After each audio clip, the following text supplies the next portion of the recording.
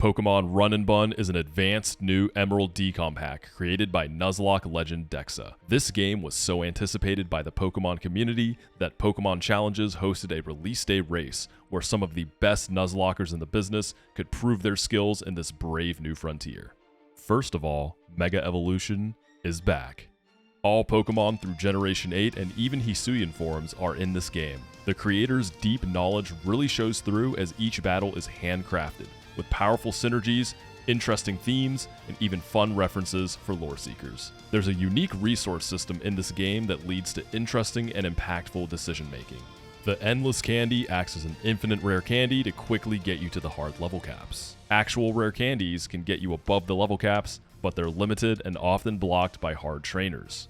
There's a new vendor in every Pokemon Center that allows you to apply any pre-status to your Pokemon, along with exchanging heart scales for various services. Heart scales can be used to max out IVs, change natures, and remember moves, but these are also limited. The usual path through Hoenn's map is changed, and you even fight the gym leaders in different order, with Brawly being first, then Roxanne, then Wattson, and Norman. I'll be covering my farthest Hardcore Nuzlocke attempt with the rules on the screen and in the description below. And please don't forget to smash that subscribe button if you want to support the channel. Fresh off the truck in Little Root Town, I choose Piplup as my starter and pick up my Endless Candy from the Professor. I start heading to Petalburg Woods, catching all my early game encounters along the way and clearing all the trainers, with a few notable threats like one who has 2 Pokemon that only spam Metronome and an Aqua Grunt guarding the woods. After defeating the Grunt, I can go squat up with Mr. Brawly and take a little trip to Dewford. After a quick meeting with Steven in Granite Cave, I can head to the beach on Route 109 and make my way to Slateport. There's a pretty scary back-to-back fight in the museum with 2 Aqua Grunts, with some standout mons like Ancient Power Tortuga, Marini, Frillish, and Speed Boost Whirlipede with Rollout. After taking down the Grunts, I can head up to Route 110 above Slateport and fight optional Camper Gavi. This unlocks a rare candy, which I can then use to evolve my Surskit to Masquerain at level 22, which is 1 above the hard cap. I was also fortunate enough to find a Horsey carrying a 5% chance Dragon Scale, so this means I'm getting a Kingdra for the first gym. And now I can head back to Dewford, clear the gym trainers, making my way to Brawly for the first gym fight of Pokemon Run&Bun. Kubfu Brick Breaks Empoleon, activating my Oranberry as I pluck and eat its Iapapa Berry, getting all the way back to full. I get a rude awakening as I realize the Iapapa Berry is not compatible with Prinplup's nature, and I eat a big Confuse. With little room to steer, I have to full send it with Snow Cone, and Kubfu Brick Breaks again as I hit through with a Bubble Beam and then hit through again with an Aqua Jet, baiting out Lopunny. Seeing its dead ally, Lopunny's Retaliate is now fully juiced up with a whopping 140 base power. Since it has an eject button, typically I could just Aqua Jet with Empoleon and hit the Ejectocito to kick it out and deny the Retaliate. Instead, I pivot through Q-Fan to eat the boosted Retaliate, then go into Masquerain to get an Intimidate and kick the Lopunny off the field. Next up is Hitmontop, who Rock Slides over Fake Out since it always kills. Then I go into Quillfish to get an Intimidate and tank another Rock Slide. I tank another one to get some chip with Revenge, and then finally I pivot through Q-Fan on the next Rock Slide to get Masquerain safely back in and always kill with Air Cutter.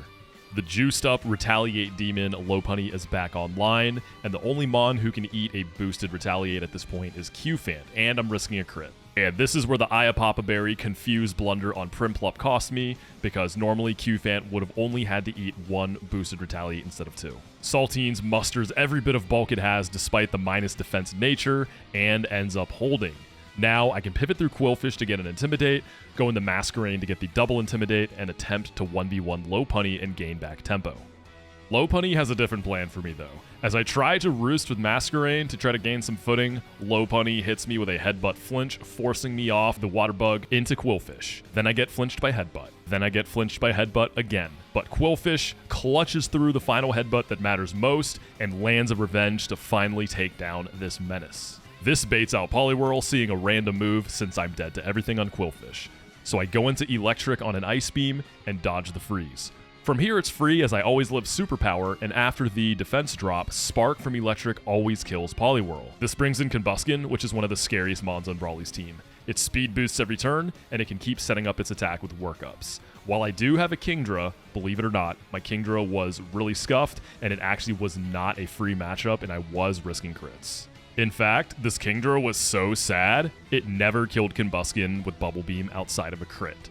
This Kingdra really wanted its participation trophy though, so what it lacked in stats and nature, it made up for with sheer willpower.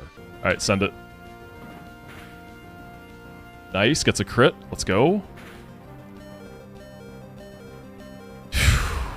Kingdra with a big clutch though. Brawly's next and final Pokemon is what I consider to be the scariest to go toe-to-toe with. Scraggy enters the field, and it's holding an Eviolite for massive bulk. It has Rock Tomb for speed control, Power-Up Punch for attack boosts, and on top of all that, it has Rest and Shed Skin to cheese you into oblivion and make you want to tear your hair out. Sadly, the Deathless Brawly dream has to die here. I sacrifice Electric to get Masquerain in and hit an Air Cutter, also sacrificing that. Then Kingdra can outspeed and always kill with Bubble Beam to get me my first badge of Pokemon Run&Bun. The Electric and Masquerain deaths, while not great, are definitely not run-ending, so the show must go on. I sail back to Petalburg Woods, fighting some trainers and picking up a Bellsprout. Up until this point, there are a few fights which can be triggered as double battles if you go the wrong way, but no mandatory double battles until the bridge before Rustboro. The twins are a particularly tough battle, leading with a Friend Guard Clefairy with Helping Hand and Follow Me, and a really annoying Deden that spams Dazzling Gleam and Electro Web spread moves. After making it through the twins and dealing with one more pretty easy battle in comparison, we make it to Rustboro City. Making it to this point offers some pretty interesting decision making. In Rustboro City, the grass is packed with some pretty good encounters, maybe some ground types that you may be lacking at this point. However, if you are able to delay it, you can pick up a fossil in the Flannery split.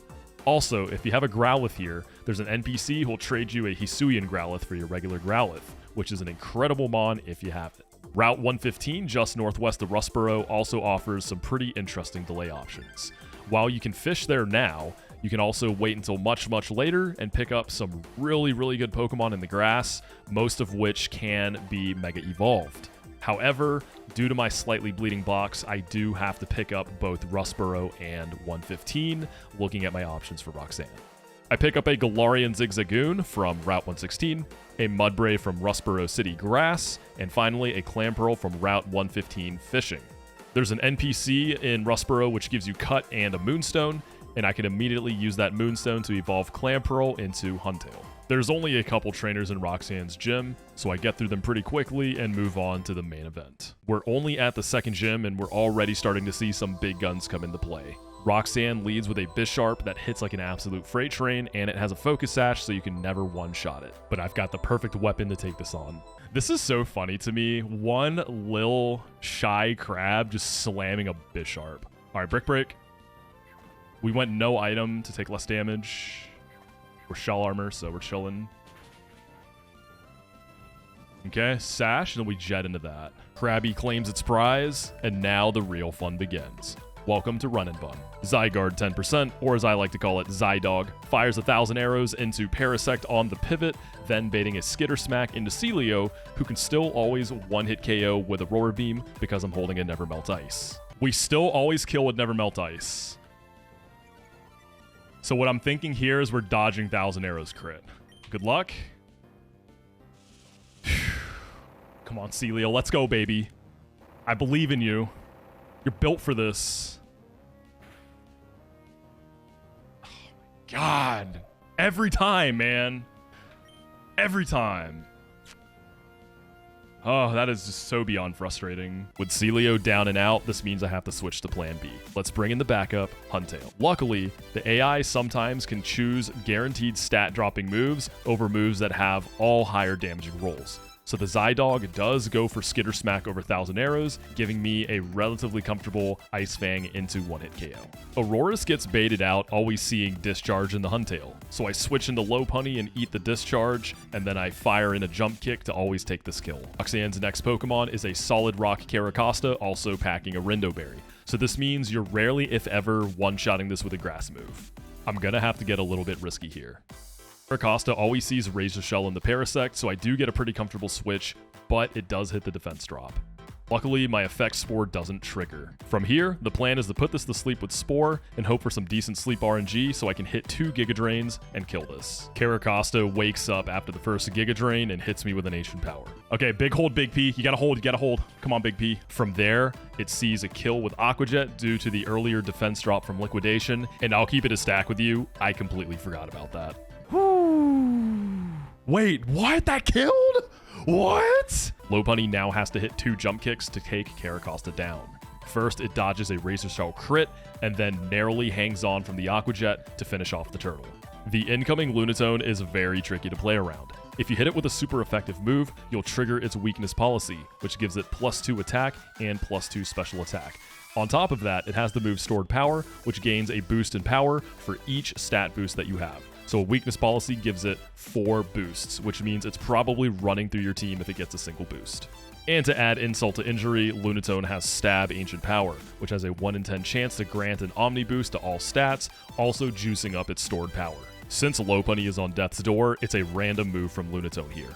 Luckily, we get the best case scenario, and it chooses an unboosted stored power into the Huntail switch. Whenever the AI doesn't see a kill, it has a chance to click a status move, so I was hoping that it would fire off a Hypnosis into my Chesto Berry. Nonetheless, I let Lunatone get an Ancient Power off so I can get some great damage with Razor Shell, guaranteeing a kill for Krabby with Aqua Jet. Then I sacrifice Huntail to get Kingdra in, and outspeed and kill with a Bubble Beam to bring out the final mon, Solrock. On paper, Kingdra versus Solrock sounds very favorable, just like the Combusken matchup on Brawly, but as you can see, it's not so easy here. If my Kingdra low rolls both of the Bubble Beams here, Solrock will kill me before I kill it. Kingdra hits a fatty roll on the first Bubble Beam, ensuring that I'll always kill on the next one, closing out the second gym. Wattson is still the 3rd gym leader in this game, however getting there is a little different. You have to go through Route 116, through Rusturf Tunnel, then Verdant Turf, then Route 117. If your box is bleeding out at this point, you're really going to start to feel the consequences of that.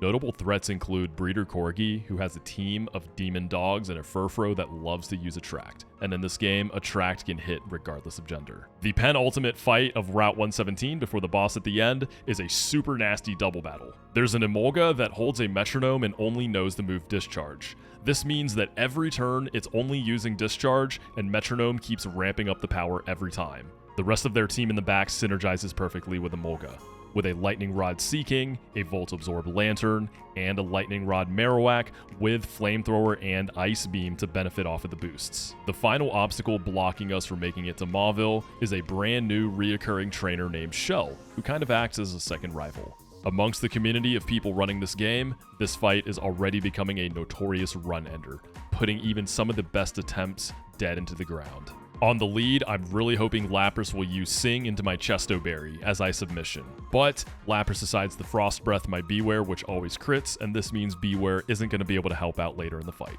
Togekiss is probably the hardest Pokemon to find checks for on this team. It has a Scope Lens with the Super Luck ability and Air Slash, which means this move is always critting. Luckily, I have one of the best answers for it in Stunfisk. I switch into a Draining Kiss crit, but I land a timely static proc, paralyzing Togekiss, meaning I now have speed control and can relatively comfortably spam discharges to finish it off. Up next is Eviolite Rhydon, and since it sees a kill with Drill Run into Stunfisk, we'll never see Stealth Rocks, which is incredible. You remember my very sad Kingdra? Well, it has to hit a range on this Rhydon with Octazooka. Come on, baby. Come on, come on, come on. Let's go, Kingdra. Okay. That's really big. Kingdra then baits in Delcatty, which only has 2 moves, Fake Out and Last Resort. Last Resort is a 140 base power normal move, which can only be used when every other move in the set has been used at least once. So you can see what's going on here. It also has the Normalize ability and a Silk Scarf, which both give a 20% boost to normal type moves, respectively. My Muscle Band Quillfish unfortunately misses a range with Revenge, and now we have to steer. I go into Stunfisk to try to get a static proc, but this fails. I switch back into Quillfish to get an Intimidate drop, to then go over to Mudsdale and trigger Tangling Hair to get a speed drop. Mudsdale gets crit, which means Galarian Slowbro is going to be a huge issue later on. Knowing Delcatty has just one more Last Resort PP, I go over into Kingdra and then into Ursaring for better positioning after the kill. Delcatty will now just spam Fake Out since it has no other plays, and I kill it with Ursaring, baiting in Galarian Slowbro. This Slowbro is packing a Quick Claw and has the Quick Draw ability, effectively giving it a 44% chance to proc one of these two and always move first. Slowbro immediately gets one of those procs, moving first and trapping me with Whirlpool as I get some feint attack damage with Ursaring. Ursaring beats out the proc this time and gets a feint attack first, but Slowbro just slacks off to heal. Slowbro gets another proc, hitting me with a Zen Headbutt. Luckily, I dodge the flinch and get another feint attack. So we have a 56% chance to just beat this thing. Please. Sadly, Kingdra has to come in to avenge Ursaring, and it does kill the Slowbro without getting procced on.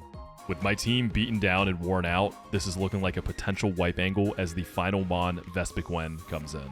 Kingdra's Octazooka lands an accuracy drop, but unfortunately Vespiquen does hit through and kill with an attack order. Now, if Qwilfish lands a 30% chance flinch from Waterfall, or Vespiquen misses due to the accuracy drop, we don't lose any more Pokemon.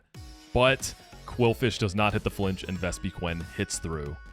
I was pretty salty about Qwilfish losing through those odds, but from here, there's no way to lose and Beware closes it out and we make it to Mauville. Getting into Mauville means we've unlocked Evolution Stones, and some of the Mons that have been chilling in the box can finally come out to play. There's also a move tutor on Route 118, which has Elemental Punches, Brick Break, Poison Jab, just some really powerful moves that'll help us as we move into Wattson's gym. The third gym features some really tough fights that'll put your knowledge of mechanics and switching AI to the test, but I make it out with no deaths and post up on the big man himself. Wattson leads with a Magnezone packing the Sturdy ability and a Custom Berry. The Custom Berry procs at low HP and will grant priority to every move on Magnezone's set. So when we chip it to break Sturdy, we don't want to do too much damage. I break Magnezone's Sturdy with Ludicolo's Fake Out, and then I switch to Nidoking on the Discharge. Keep in mind that Magnezone could always click Explosion on the switch since it didn't see any kills, but I managed to dodge that small risk. Lantern is next, and I switch Ludicolo into Scald. I was actually really hoping for Scald to burn me so I wouldn't have to deal with the incoming Thunder Waves, but no dice. As expected, Speed Control AI has Lantern clicking Thunder Wave right into my Cherry Berry as I hit it with a huge Giga Drain. Lantern does hit another Thunder Wave, and this time it's for keeps. I then get full paralyzed for the next couple turns as the Lantern fires off discharges, and now Ludicolo's in kill range if it doesn't hit a Giga Drain, so I'm forced to switch off. We're still pretty big chillin' here because Nidoking could just come in on Discharge and outspeed and kill with Drill Run. This baits in Electros, who clicks Coil as I switch into Victory Bell. I did run a wide lens here for a more accurate Sleep Powder, and Victory Bell nails it. Now I can knock off the leftovers on Electros and make it a little easier to deal with. Electros wakes up a little early from nap time and nails me with a Thunder Punch, so I put it right back to sleep. This time the eel stays down and I hit it with several Sludge Bombs and kill it. Incoming Rotom fan fires an Air Slash into my Stunfisk, who tanks it with ease. My Stunfisk has pretty unfortunate IVs and a jolly nature, which means its special attack is rock bottom. To be honest, I wasn't expecting for Stunfisk to 1v1.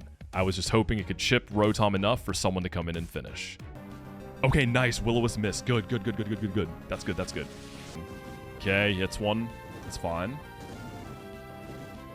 Like, even one miss is so nice, man. And the reason Wisp is so scary because this has Hex.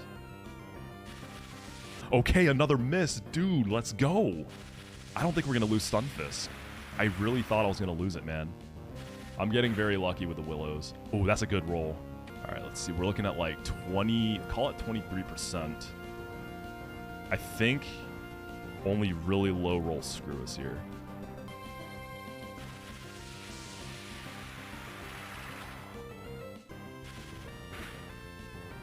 Dude, let's go, Stunfisk. Our floundery little friend balls hard and hits the range, bringing out Zeraora. A mythical Mon at the third gym is really scary on paper, but I've actually got a really nice strategy for Zeraora.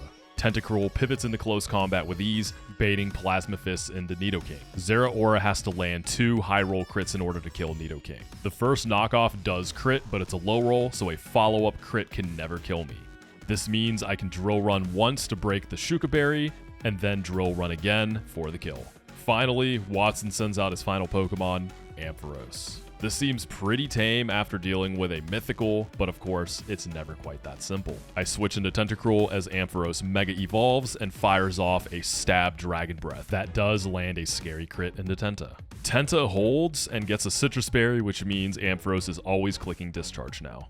Mudsdale can never be killed by a crit, and it's got a Cherry Berry to cover the Paralyzed chance.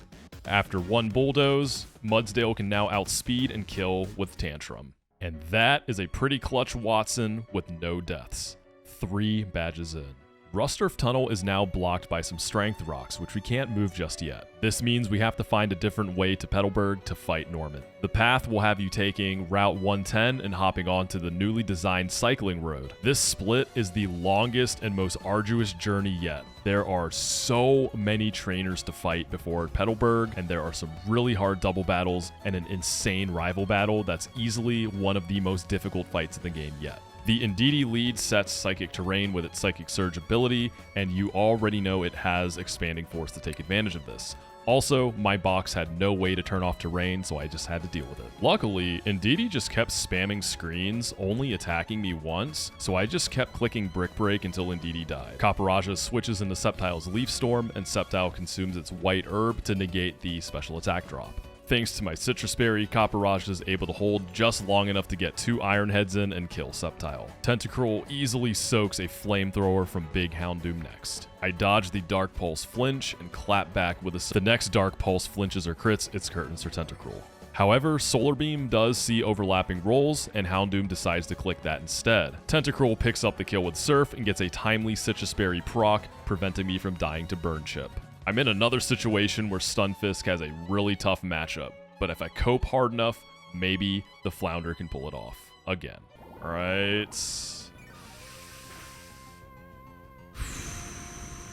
Okay, nice. Beautiful. We get the static proc. That's massive. If nobody got me, Stunfizi got me. Despite Hawlucha having a special defense boost from its Psychic Seed in the terrain, I get a respectable amount of damage. Since Hawlucha doesn't see a kill, it's likely to bulk up, and it does go for the setup, giving me a chance to get another free discharge off. This time, Hawlucha does fire in, and Stunfizi dodges the crit and finishes it off with a discharge, baiting in Kingdra. This is a physical Kingdra set with Dragon Dance, Liquidation, Scale Shot, and Breaking Swipe. So it's a perfect matchup for Bewear and its fluffy ability, allowing it to eat up contact moves. Kingdra does start setting up with Dragon Dance to boost its attack and speed, but I just keep hitting the Brick Breaks, wearing it down as it does very little damage to me. Kingdra starts using Breaking Swipe to lower my attack, but Bewear is just too bulky and wins out the battle of attrition, baiting out the final Pokemon, Granbull. Victory Bell gets a free switch as Granbull clicks counter, and then I retaliate with a Sludge Bomb. Granbull decides to throw yet again, clicking another counter, giving me a free kill and getting out of the rival fight deathless. Defeating the rival marks about the halfway point of the cycling road, but I get through it pretty chill, no deaths. I pick up a really cracked Lucario in Altering Cave, and I finally make it back to Petalburg to take on the 4th gym. Norman's gym can be taken on in a series of branching paths, with each room of the gym having a different themed team. The order you want to go really depends on your box, but for me, we go Speed Room, into Crit Room, into Strength Room, and finally into Norman's room for the 4th gym showdown. Out of all the fights up to this point, Norman has the craziest team yet, and I have my work cut out for me if I want to win here. He leads with an Eviolite Porygon 2 with a download ability. I lead with my Cherry Berry Lucario, making a hard read that Porygon will be likely to Thunder Wave. It takes the bait, giving me 2 Sky Uppercuts to start the battle damageless. I bait in huge power Diggersby holding a Focus Sash, so I go into Shiftry knowing it's always an Earthquake. Fake Out breaks the Focus Sash, and now I just have to hit a Leaf Blade. Since the AI knows I see killing rolls on it, it'll always go for priority here. But Shiftry holds through the quick attack, dodging a crit and killing with Leaf Blade. Now it's really demon time as Meloetta enters the field, and it's going to click a random move since they all kill Shiftry. I decide to sacrifice Shiftry, and Meloetta clicks Relic Song, transforming into its normal fighting pirouette form. Meloetta always has a chance to use Relic Song again and transform back into its base form, but I take the chance and it goes for the close combat. This means it'll suffer a defense drop, and Bewear will always kill with Brick Break. Pidgeot is baited in, and this means we're going to be dealing with Norman's Mega. Gigalith tanks a Hyper Voice, and then it holds strong against a Hidden Power Grass thanks to its solid rock ability. Oh dang, I kind of have to get lucky on this or this starts to look pretty bad. I might have like a sucker angle with Goon.